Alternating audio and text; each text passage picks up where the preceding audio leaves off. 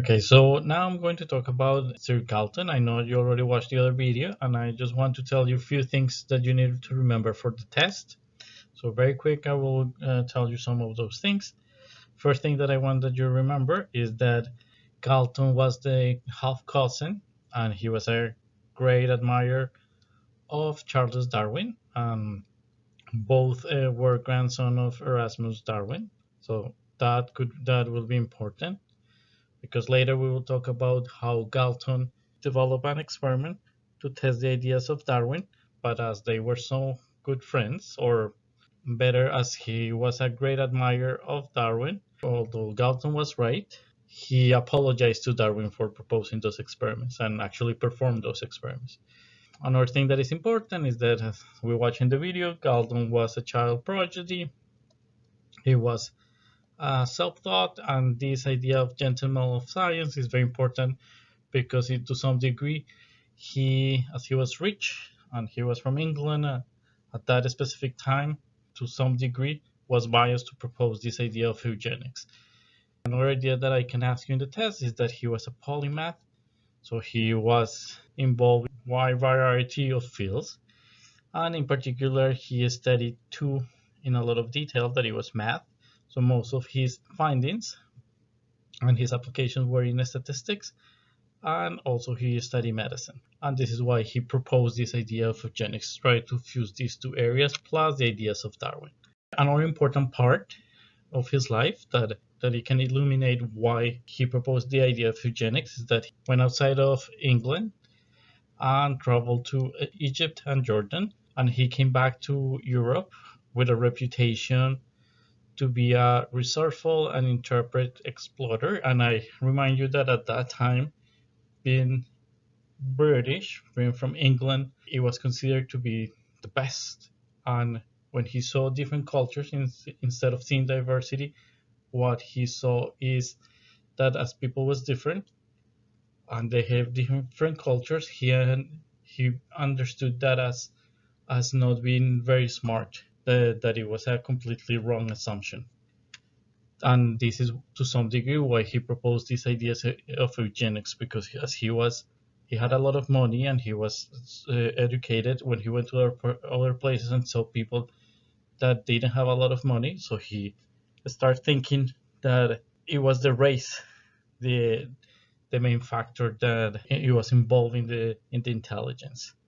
As we watch in the video, he was also involved in this Royal Geographical Society, and as we watch in the video, and I will show you some examples of some of his discoveries and some of his inventions.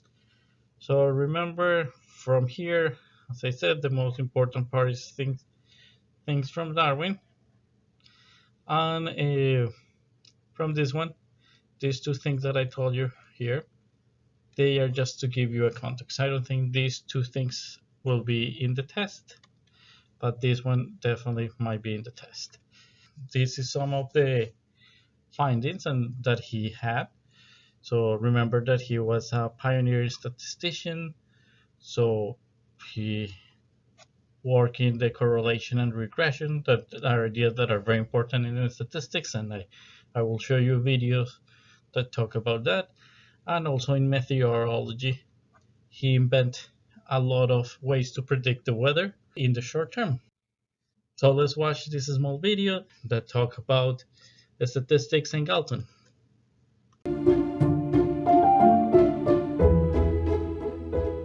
Francis Galton was an extraordinarily intelligent man.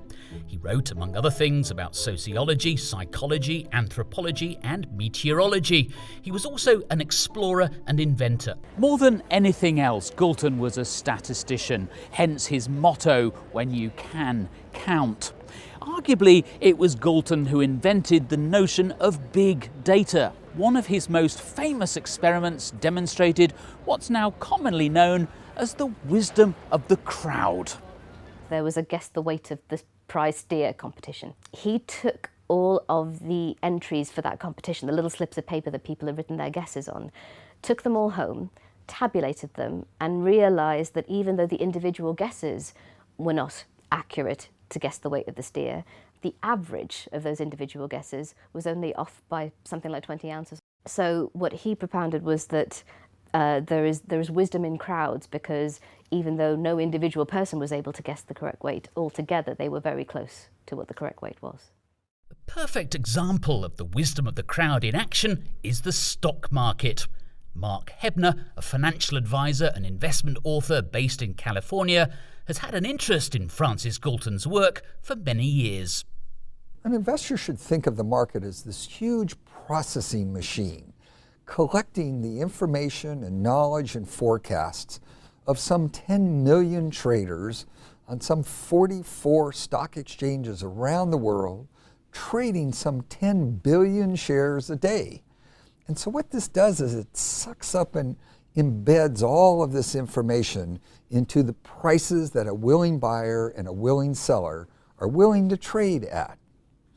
And through this process, we end up with the best estimate of the value of all of these securities, both stocks and bonds, all over the world.